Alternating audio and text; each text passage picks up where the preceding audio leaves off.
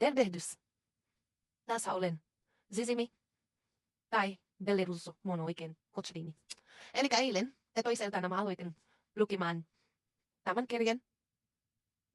Mutta mun marikunnas Koiremain, mä olin kunnas kirjoittanut monta eri Koiremain tarina. Eli tää on, mä suosittelen, mun kamera liikkuu paljon. Suosittelen lapsille. Suomalaiset varmasti tietää tämä 100%. Eiks niin? Ja meillä on muutama tässä. Elikkä maurikunnas. Tässä olen pari niitä 7 tätiä ja Arri. Kannattaa meille filipinalaisille perheelle. Suosittelen nämä. Mun mielestä myös on ensimmäinen suosikkikirja ja tämäkin on varmasti yksi suosittele kirjaa. Meidän pitää harjoitella puhumaan, lukemaan, koska suomen kieli on vaikea.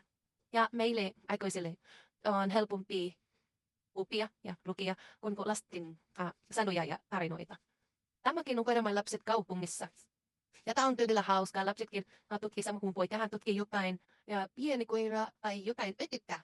Ötykkää joku liikkuu. Siellä näkyy sitä kuvassa esimerkiksi kun toi tässä. Lapset tykkäävät tästä. Missä on ötykkä? Näitikö tämä? Mun lapsi laskinut muunta, kun se tulee joka kuvassa. Tuommoista ötykkää. Varmaan tää on punkki. Epäile punkki tai ei, tää on sitä siili. Se sama.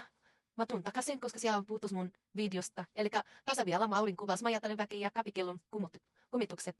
Ja etukäteen onko se siili aina olemassa, jos jokaisessa kuvissa.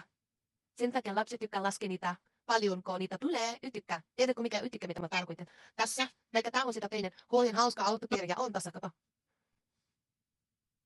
Tämä. Niin. Pojat tykkäävät autoista. Tämä Koiramäki kirja on myös autoja tarina. Ja tässä metsä on etekä tai siili. Tässä lentämällä. Näitikö? Tämä on hyvä meille. Tämä nostetaan kaikille ulkomaalaisille tai filipinalaisille. Kannattaa lukea esimerkiksi meille hoitoalla tai kaupan alalla metapan. Koska nykyään Suomen määräykset ja lainsäädännöt muutoksia ja päivittäin uusittain. Ja me ei tiedetä, että tulevaisuuden vaikka sivusalassa, että voi olla ne hakijatodistuksia tai koulutustodistukset. Jos sinulla ei ole sitten ja ei ole suomen kieli todistus sitten vaikea. Suomessa on tiukenne. Ei tarvitse puhua taudellista.